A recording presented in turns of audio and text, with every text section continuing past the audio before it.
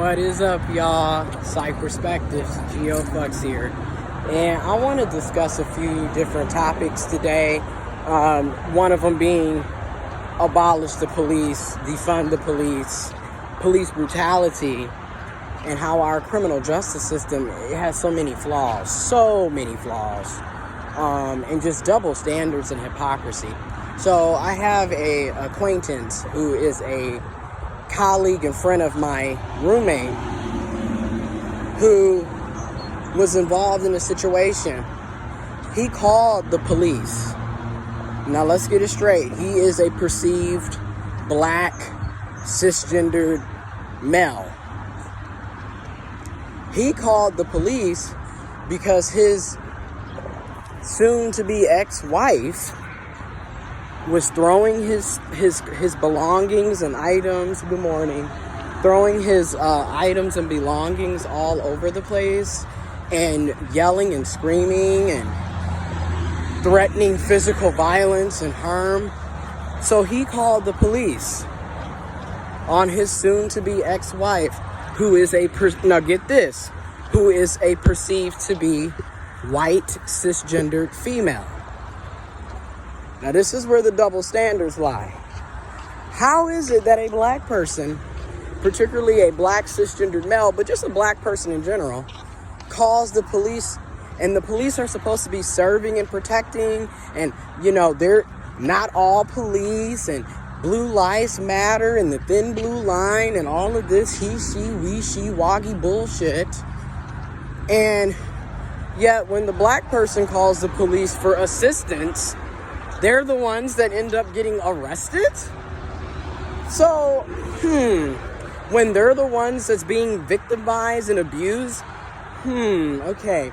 So, but because it's a white female, she automatically gets to be the victim? She automatically gets to get away with shit? Is this the Karen privilege? But, hold up, it gets deeper. Because I have another situation where another one of my roommate's friends, she called the police because her ex-husband physically assaulted her, like straight up punched her in the forehead, and she has a red bruise right in the middle of her forehead. And once again, she's a white female calling the police to get assistance, but her husband is a white male. So this is why I'm bringing these up, because there's a lot of racism, there's a lot of sexism and misogyny, and there's a lot of white male privilege going on here. There's a lot of white privilege going on here. And in all these situations, the police didn't serve or protect neither of the people that were being victimized. The black male nor the white female, but made sure, in the situation with the black male, made sure to protect the white female. In the situation with the white female and the white male, made sure to protect the white male. So do you see where I'm going with it? This is why I do psych perspectives, because there's a lot of different perspectives, and with oppression, there's a lot of different angles, okay? You got white supremacy, you got racism, but you got sexism and misogyny. You got homophobia and transphobia. You got classism. You got a lot of different isms that are all tools under white supremacy, under oppression. So let's get deeper into it. With the black male situation, he got arrested when he's the one that was calling for help. They arrested him and took him to jail. He was in jail basically for 3 days. Keep in mind, we're still in a global pandemic. We are still dealing with the coronavirus. And a lot of these jails and prisons, holding cells and juvenile detention centers are epicenters for coronavirus. Because as he told us yesterday, they weren't allowed to shower. They weren't allowed soap, to bathe, to wash their hands. And then they had everybody in the same holding cell. And then, like he expressed, you got people coming in there for rape, serious acts of violence and offenses, in the same holding cells with people for parking tickets and child support. And in his situation, he called the police to get help and ended up getting arrested. So it's just like, there's a lot of flaws with our criminal justice system, with the policing here. These systems are innately oppressive and biased, and they need to be abolished. They need to be defunded and dismantled. They're not serving and protecting, and they're not serving the best interests of the people. Okay? And then also, he was arrested and kicked out of his own house, his own apartment. He's the one paying all the bills, and he's the one that has to get kicked out. What kind of shit is that? In the middle of a pandemic. Because again, keep in mind, coronavirus is still a thing. Then, they took all of his stuff, what he had on, his clothes, his money, his wallet, etc. They took his cash, right? They took his cash, and then they put it on a card that he has to pay $12 to get his money off of. So they took his cash, and now they're charging him $12 because they put it on a plastic, debit type card, ATM type card.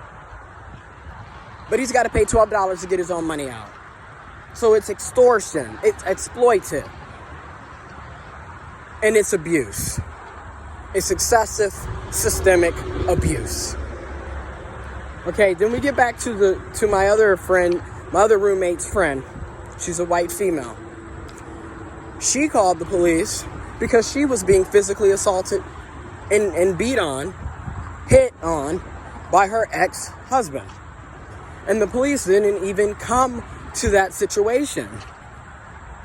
They didn't even come. They didn't do anything. And of course, in both situations, what do they like to tell people? Oh, we'll get a PPO. Get a personal protection order.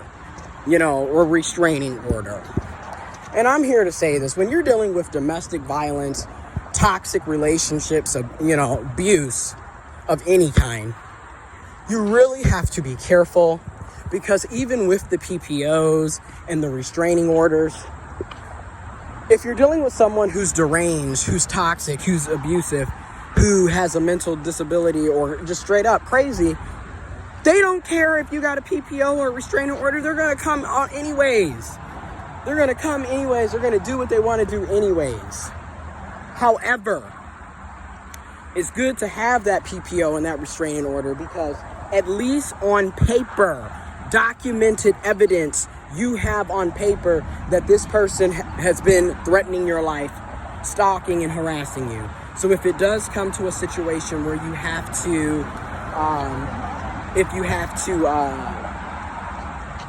defend yourself or potentially shoot someone or kill someone or harm someone, you have on paper that, hey, I did what I could.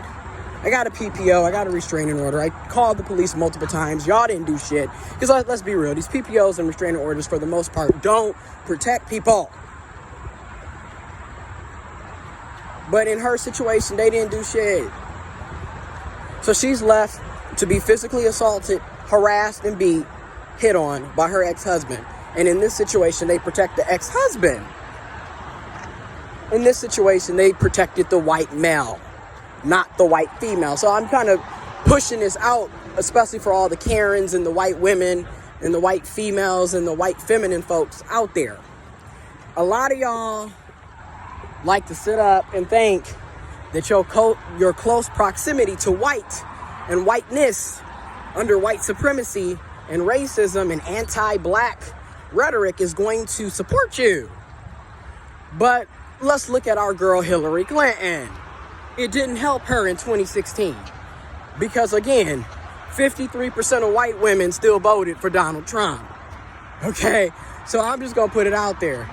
Just because you're white doesn't necessarily mean you're going to benefit, because you're still a female, you're still a woman, you're still feminine.